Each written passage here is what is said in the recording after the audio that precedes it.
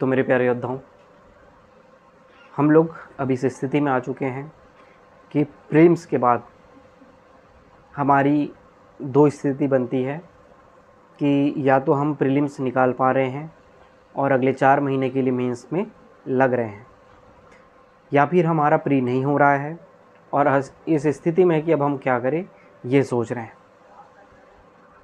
हम एक एस्पिरेंट्स हैं और एस्पिरेंट्स के लाइफ का एक एक दिन संघर्षपूर्ण होता है और ये संघर्ष को सिर्फ एस्पिरेंट ही समझ सकता है, न ही उसके फैमिली वाले समझ सकते हैं और न ही हमारे रिश्तेदार समझ सकते हैं। तो इस संघर्ष को आपको झेलना ही पड़ेगा और न ही इसको आप किसी को सौंप सकते हैं। ये आपको किसी भी स्थिति में खुद ही झेलना है और इसको ओवरकम करके ही हमको रिजल्ट दिलाना होता है। एक एस्पिरेंट साल भर मेहनत करता है और प्रीलिम्स में उसके परिणाम कैसे होते हैं ये बहुत सारे फैक्टर्स तय करते हैं। आपने मेहनत किया और आपने पढ़ा। शुरू 2 मिनट में आपको, वैसे इस वीडियो में मैं हमारे मेंटरशिप प्रोग्राम के कोर्स के डिटेल शेयर करूंगा, लेकिन शुरू के 2 मिनट में लेता हूं उनके लिए जिनका प्रीलिम्स में परिणाम नेगेटिव आ रहा होगा। अगर आपके प्रीलिम्स के CGPSC के एग्ज़ाम में किसके लिए बना है ये CGPSC एग्ज़ाम, ये सवाल आपके माइंड में आ रहा है क्योंकि हमारा प्रीलिम्स नहीं हुआ और बार बार नहीं हो रहा है, तो हमारे दिमाग में ये प्रश्न आना स्वाभाविक है कि CGPSC एग्ज़ाम हमारे लिए नहीं बना है। तो CGPSC एग्ज़ाम आखिर बना किसके लिए है? तो CGPSC एग्ज़ाम अगर कोई पूछे तो किन के लिए बना है, तो इस एग्ज़ाम में वो लोग ही टिक सकते हैं जिन लोग परिणाम के बारे में सोचते नहीं हैं। क्यों? क्योंकि देखो, आप CGPSC का प्रीली दिए, हो सकता है आपका नहीं हुआ। अब आपका प्री नहीं हुआ तो अब क्या करोगे? आप दूसरे ट्रेन में बैठ जाओगे। अब आप दूसरे ट्रेन में बैठे और आपने इस दौर में 7 से 8 महीने बर्बाद किए। और CGPSC का एक ऐसा नशा है जो एक बार चढ़ जाए तो छूटेगा नहीं। तो आप फिर जब अक्टूबर में पहुंचोगे, फिर आप क्या करोगे? उस ट्रेन से पलटी मार के वापस CGPSC वाले ट्रेन में आ जाओगे। तब तक आप लेट हो चुके होगे और फिर आप प्रीलिम्स की तैयारी में लग जा रहे होगे। और उसके बाद देखोगे कि फिर एग्ज़ाम से पहले आपको ये एहसास होता है कि काश मैं साल भर इसको अच्छे से, जो भी मेरी कमी थी, इसको पढ़ के याद कर लिया होता तो अभी मेरे को ये संघर्ष नहीं करना होता। फिर आप प्री देते हो। फिर अगर परिणाम अच्छा आया तो ठीक, नहीं आया तो और बेकार। तो ठीक आ गया तो फिर आप मेंस की तैयारी 4 महीने कर रहे हो और 4 महीने में मेंस की तैयारी नहीं हो पाती है। अगर आप पहले से नहीं पढ़े हैं और अगर आप शुरुआत कर रहे हैं तो 4 महीने का समय जो है वो सफिशिएंट नहीं होता है। और आप इस बार के प्रीलिम्स में क्वेश्चन जब देखोगे तो आपको ये समझ में आएगा कि बहुत सारे क्वेश्चन जो थे वो मेंस से रिलेटेड थे। जैसे आप 3 से 4 क्वेश्चन दर्शन के देखोगे तो दर्शन के बहुत सारे क्वेश्चन, जैसे द्वादश निदान, चारवाक का देहात्मवाद, जैन दर्शन, बौद्ध दर्शन से रिलेटेड क्वेश्चंस, तो ये 4 क्वेश्चन जो थे वो हमारे मेंस के दर्शन का पार्ट था। अगर आपने मेंस में ये दर्शन को अच्छे से पढ़ा था तो प्रीलिम्स में इनको अच्छे से अटेम्प्ट किया है। और आप अगर पिछले 2-3 साल से अगर लगातार पढ़ रहे थे तो बजट के क्वेश्चन, जैसे इस पिछले साल का बजट और उसके पिछले साल का बजट, दोनों साल के बजट से एक क्वेश्चन दिया गया था। तो इस तरीके से लगातार कोई स्टूडेंट पढ़ रहा है तो उसको इसमें बेनिफिट मिलती है। तो मैं आपको बोलूँगा, लगातार अपनी पढ़ाई को जारी रखिए, परिणाम के बारे में मत सोचिए। इस एग्ज़ाम का पार्ट है ऊंच नीच होना। एग्ज़ाम कभी निकलता है, कभी नहीं निकलता है, समय लगता है और जीतता वही है जो लगातार इसमें लगा रहता है। अपनी कमियों को फाइंड आउट करिए कि आप आखिर इसमें रह गए तो क्यों रह गए, और उन कमियों को ख़त्म करने का प्रयास करिए और उन पे काम करिए। अब मैं बात करता हूँ हमारे मेंटरशिप प्रोग्राम के बारे में कि हम इस प्रोग्राम में करने क्या वाले हैं। मेरे को अगर कोई पूछे, क्योंकि मैंने इस एग्ज़ाम को 4 बार क्लियर किया है और मेरे पास अपना CGPSC का खुद का एक अनुभव है, और मैंने इस अनुभव में CGPSC को इतने बार क्रैक करने के दौरान ये सीखा कि अगर आपको CGPSC क्रैक करना है तो क्या चीज़ चाहिए। सबसे पहली चीज़ जो चाहिए वो है आपके पास एक कॉन्क्रीट नोट्स बना हुआ होना चाहिए, और वो नोट्स आपको एकदम अच्छे से रटे हुए होने चाहिए कि ये क्वेश्चन पूछेगा तो मैं सोच के नहीं लिखूँगा, सीधा एग्ज़ाम हॉल में लिख दूँगा। उसके बाद आपको उस नोट्स के बारे में, नोट्स के साथ आपकी रिवीजन इतनी अच्छी होनी चाहिए कि बहुत बार मल्टीपल टाइम रिवीजन करके आपको एकदम कंठस्थ हो गए।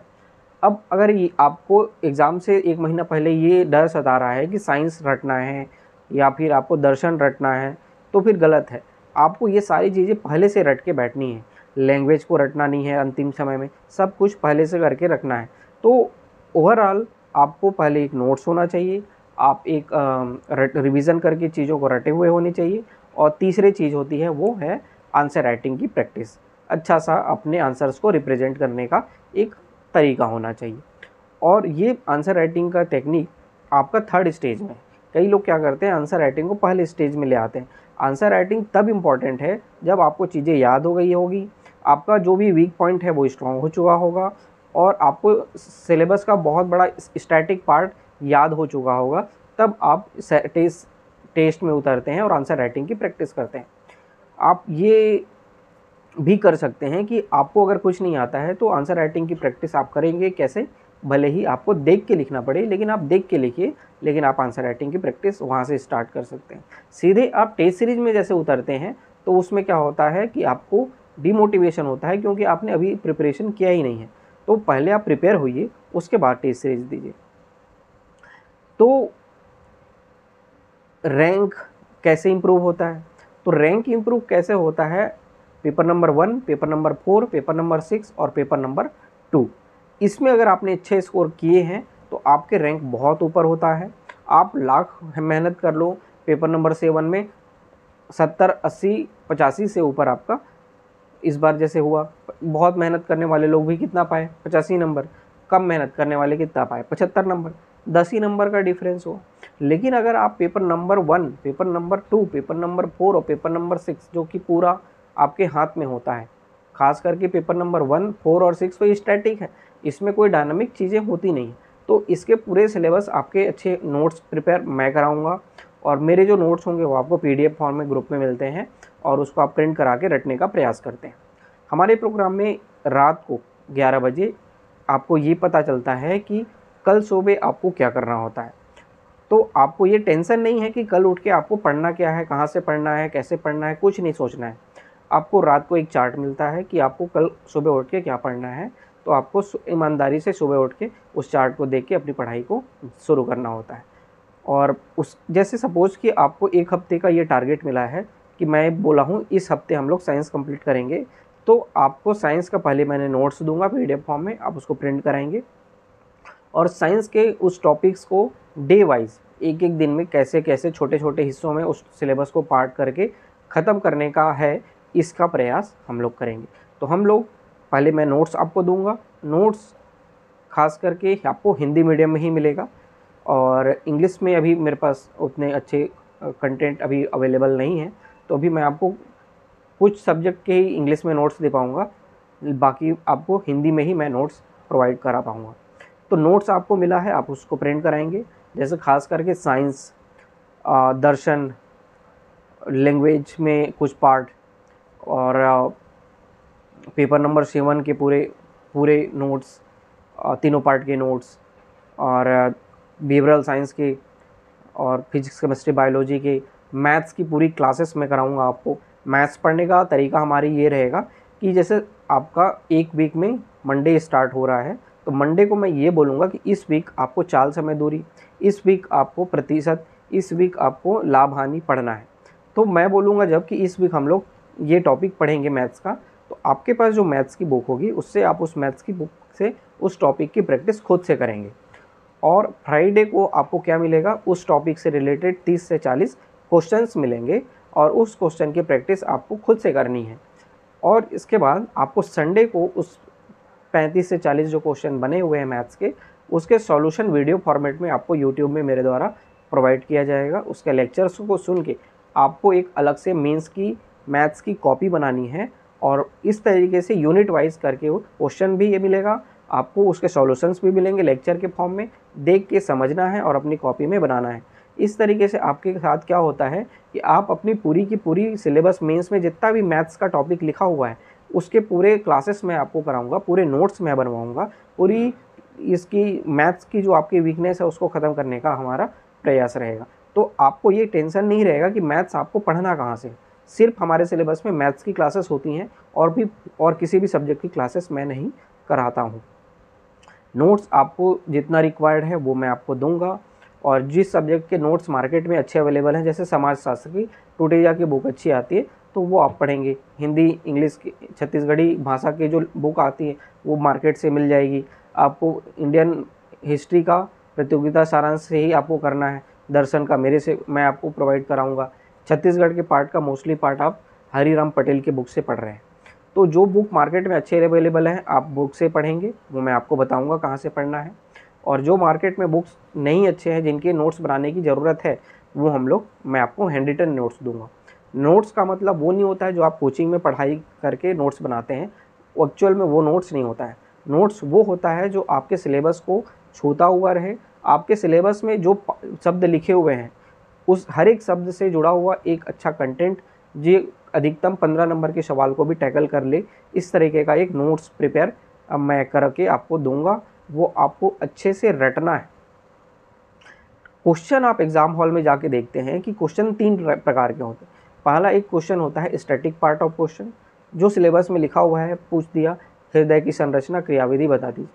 दूसरा टाइप का क्वेश्चन होता है डायनामिक क्वेश्चन, थोड़ा वो करंट अफेयर से लिंक करके, या फिर इंटेलेक्चुअल वाला एक क्वेश्चन होता है जिसमें आपको अपने स्टैटिक पार्ट के नॉलेज को यूज़ करके एप्लीकेशन बेस्ड अपने माइंडसेट बना के उसको आंसर खुद से क्रिएट करना होता है। और वो आप करेंगे कैसे, अपने इंटेलेक्चुअल को डेवलप करके। इंटेलेक्चुअल डेवलप कैसे होता है, आपके माइंड जब ओपननेस आ जाता है, जब आप अपने माइंड को सिर्फ सीमित नहीं रखते हैं कि इतना ही पढ़ना है मेरे को, तो चीज़ें आपके लिए बदल जाती हैं। जब आप आउट ऑफ द बॉक्स चीज़ें पढ़ना शुरू करते हैं, एप्लीकेशन चीज़ें देखते हैं कि ये चीज़ आखिर हुआ है तो क्यों हुआ है, और सिक्के के दोनों पहलू पॉजिटिव और नेगेटिव एस्पेक्ट्स को भी जब समझते हैं, तब आप भी पाते हैं कि इंटेलेक्चुअल आपका थोड़ा डेवलप होता है। और जैसे इस साल का मेंस लास्ट ईयर आया था, उसमें इंटेलेक्चुअल का थोड़ा सा ज़्यादा प्रयोग था, और जब आप अपने इंटेलेक्चुअल को प्रयोग करके आंसर लिखते हैं तो आप उस तरीके का आपकी परफॉर्मेंस बढ़ती है।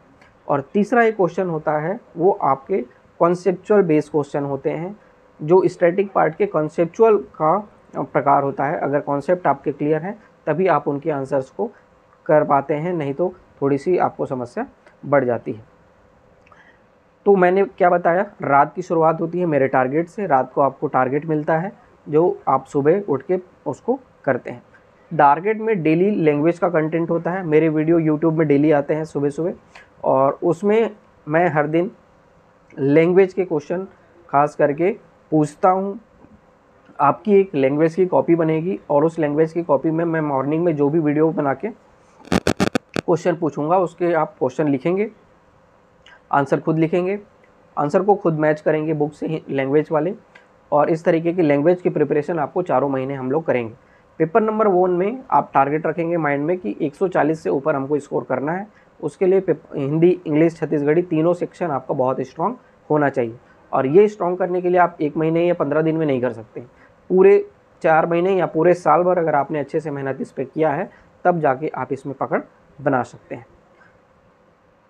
तो मैंने आपको बात की लैंग्वेज की कैसे करेंगे, मैथ्स की कैसे करेंगे, और पेपर नंबर मैंने बोला स्कोरिंग होता है क्या 1, 4 और 6। इसके लिए क्या होता है, पेपर नंबर 4 में साइंस रटना है, मैथ्स बनाना है, प्रैक्टिस अच्छी करना है। इसके लिए हम लोग क्या करेंगे, एक वीक में एक टॉपिक मैथ्स पढ़ेंगे, एक वीक में 1-2-3 टॉपिक दर्शन का पढ़ेंगे, एक वीक में 2 टॉपिक 2 चैप्टर साइंस का पढ़ेंगे। इस तरीके से कुछ स्कोरिंग सब्जेक्ट को 4 महीने हम लोग अपने दैनिक पढ़ाई के शेड्यूल में इंक्लूड रखेंगे। तो पेपर नंबर 1 और 4 और 6 को हम लोग डेली पढ़ेंगे 4 महीने, और इस तरीके से इसमें स्कोरिंग करने का प्रयास करेंगे। और बाकी जो सिलेबस के पार्ट हैं उनका जब शेड्यूल बनेगा वो हम लोग करने का काम करेंगे। तो आपने क्या किया, पहले पढ़ा, समझा, नोट्स बना लिया, रिवीजन करके उसको याद करने की कोशिश की, आंसर राइटिंग करके उसमें अपनी पकड़ बनाने की कोशिश की। और यही मैंने अपनाया है और यही मेरे 4 बार के सफलता का राज है। और मेरे इस कोर्स में आपको छुट्टी नहीं मिलने वाली है, मैं एक भी दिन आपको छुट्टी नहीं दूंगा। 15 तारीख को हमारा प्रोग्राम स्टार्ट होगा, 15 फरवरी से, और 15 फरवरी से ही जो भी चीज़ें हैं वो आपको दिखने लगेगी कि क्या हो रहा है। और इसमें आप तभी बेनिफिट हो पाएंगे जब आप एक सीरियस एस्पिरेंट होंगे। और काम चलाओ या फिर छोटे मोटे स्कूल कॉलेज में जैसे पढ़ते हैं वैसे लोगों को, और नेगेटिव माइंडसेट के लोग इसमें हमारे साथ फ्रीक्वेंसी मैच नहीं कर पाएगी उनकी। आप एक सीरियस एस्पिरेंट हैं तभी आप हमारे साथ फ्रीक्वेंसी मैच कर पाएंगे और पढ़ाई आपकी तभी फ्रूटफुल हो पाएगी। अगर आप थोड़ी सी भी लापरवाही और नॉन सीरियसनेस दिखाते हैं तो आपकी फ्रीक्वेंसी हमारे साथ मैच नहीं कर पाएगी और आप हमारे प्रोग्राम से बेनिफिट नहीं ले पाएंगे। लास्ट ईयर हमारे प्रोग्राम से बेनिफिट होकर लगभग 12 से 13 लोग सिलेक्शन लिए थे, और मैं भी सिलेक्शन फिर से लिया था। तो हमारे प्रोग्राम में बहुत सारी चीज़ें थी जिन लोगों ने उसको यूटिलाइज़ किया और अच्छे से उसमें बेनिफिट हुए। हमारे प्रोग्राम से लगभग 5-7 और सिलेक्शन की संभावनाएं थी, लेकिन चूँकि वो 135 से 150 के रैंक में फंस के रह गए, जिसके कारण हमारी 4-5 सिलेक्शन रुक गई। और वो हमारे साथ फिर से बनेंगे और हम उनका प्रयास करेंगे कि इस साल वो टॉप रैंक में स्कोर आएँ। जो भी कमियां थी उनकी उसको पूरा करें और हम लोग आगे बढ़ेंगे। मैंने बताया दर्शन हम लोग हर वीक एक बार पढ़ेंगे। जैसे मैं बोला इस वीक हम लोग चारवाक और सांख्य दर्शन पढ़ेंगे, तो इस वीक चारवाक सांख्य पढ़ेंगे। नेक्स्ट वीक वेस्टर्न का 2-3 फिलोसोफर पकड़ लिए। इस तरीके से 4 महीने हम लोग दर्शन पढ़ लेंगे और दर्शन को रट के रखना है आपको, क्योंकि दर्शन सोच के नहीं लिखना जाना है, दर्शन आपको रट के जाना है और वहाँ पे लिखना है। ये प्रोग्राम ऑनलाइन है कि ऑफलाइन है ये आपको डाउट हो रहा होगा। तो ये प्रोग्राम की सारी चीज़ें, नोट्स, आपके आंसर राइटिंग की प्रैक्टिस, क्लासेस सब ऑनलाइन मोड होता है। मैं स्टूडेंट से ऑफलाइन मिलता बस हूँ, और ऑफलाइन में मिलना एक अपना एक इम्पॉर्टेंस है इस कोर्स का, क्योंकि मैं जब स्टूडेंट से मिलता हूँ और उनकी चीज़ों को सुनता हूँ और वो अपनी बातें रखते हैं, तब वो चीज़ें हमारी ज़्यादा काम आती है, स्टूडेंट उससे ज़्यादा बेनिफिट ले पाते हैं। और मिल के मैं उनकी कॉपी भी चेक करता हूँ। आप आएंगे, आपकी आंसर राइटिंग की जो भी कॉपी बनेगी आप उसको मुझको दिखा सकते हैं। मैं वीक में एक दिन बिलासपुर में अवेलेबल रहने का प्रयास करूँगा और वीक में एक दिन रायपुर में रहने का प्रयास करूँगा।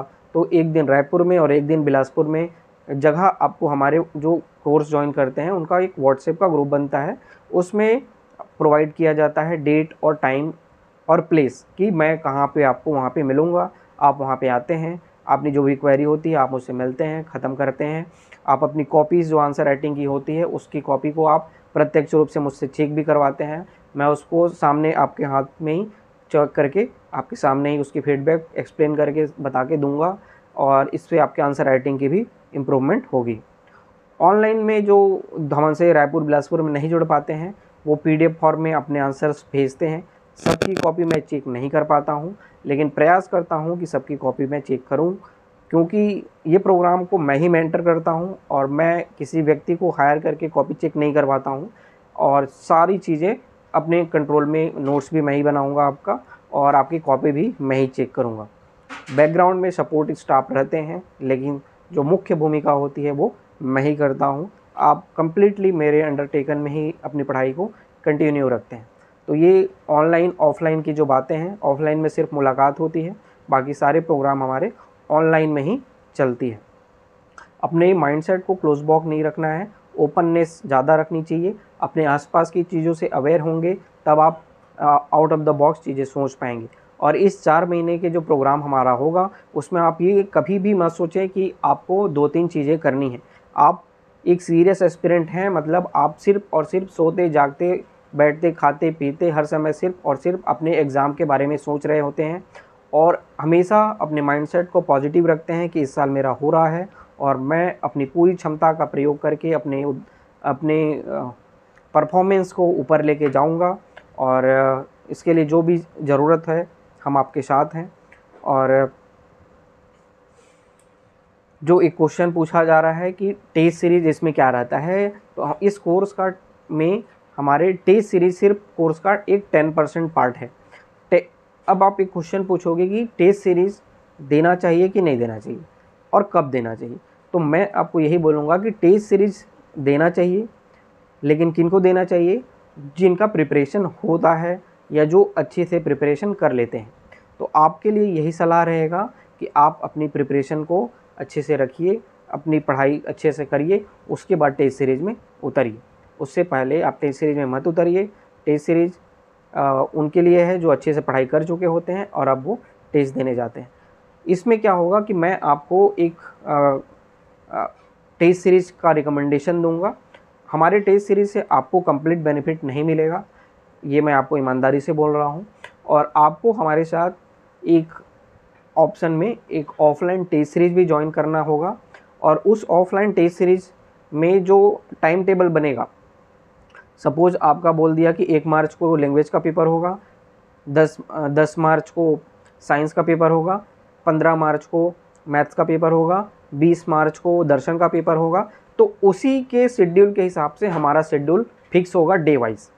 एक दिन में क्या करना है, उसी सपोज़ आपको 1 मार्च को लैंग्वेज का पेपर होगा, तो हम लोग 15 से 20 तारीख तक सिर्फ़ और सिर्फ लैंग्वेज ही पढ़ने वाले हैं।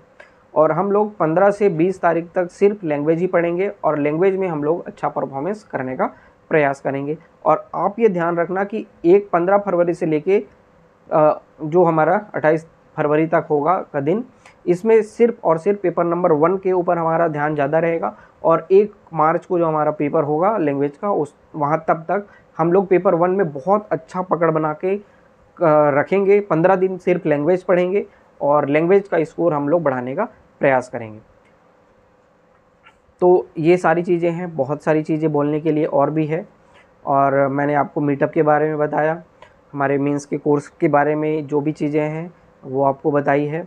ये नोट्स है, रिवीजन है, मीटअप है और मेंटरशिप प्रोग्राम ही है जो मैं अपने अनुभव से सीखा हूँ सिलेक्शन का, वो आपको कराऊंगा। डेली यूट्यूब में वीडियो आएंगे जिसके माध्यम से आप सीखेंगे।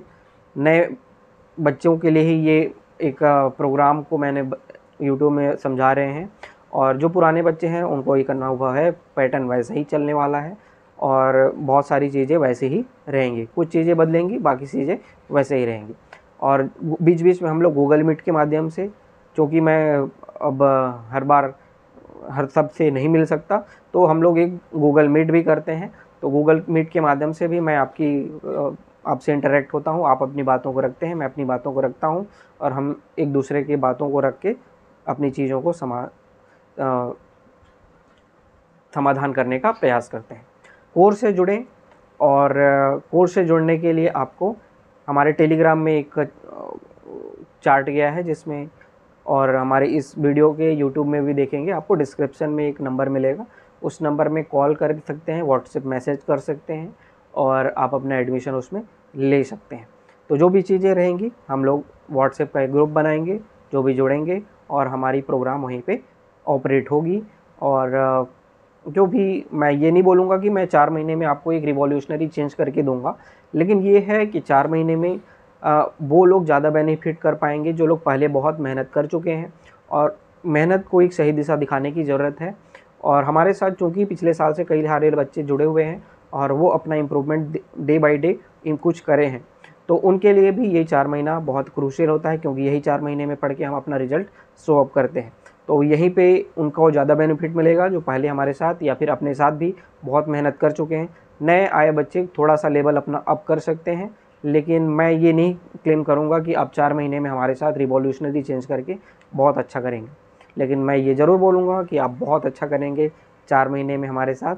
और बिल्कुल आप हमारे साथ जुड़िए, मिलिए, और जो भी चीज़ें हैं, मैं अभी कुछ दिनों में बिलासपुर आऊँगा भी, और रायपुर में भी मिलने का कुछ प्रयास कर सकते हैं हम लोग। तो टेलीग्राम में मैं आपको टाइमिंग, जगह का नाम और किस डेट में मैं आपसे मिलूँगा वो टेलीग्राम में मैं शेयर कर दूँगा। आप मुझसे आइए, खुद साक्षात मिलिए और अपनी समस्याएं बताइए। जो भी चीज़ें हम लोग मिलकर डिस्कस करेंगे। और आप सभी को बहुत शुभकामनाएं हैं अपने भविष्य के सुधार के लिए। जो भी आप मुझसे मदद ले सकते हैं वो आप ले सकते हैं। तो इतना था मेरे कोर्स के बारे में। भविष्य भी और भी इस तरीके से वीडियो गाइडेंस के माध्यम से मैं बनाने का प्रयास करूंगा। आपकी जो भी क्वेरी रहेगी कमेंट बॉक्स में लिख सकते हैं और मैं प्रयास करूँगा उसके समाधान देने का। तो इतना ही है। Thank you.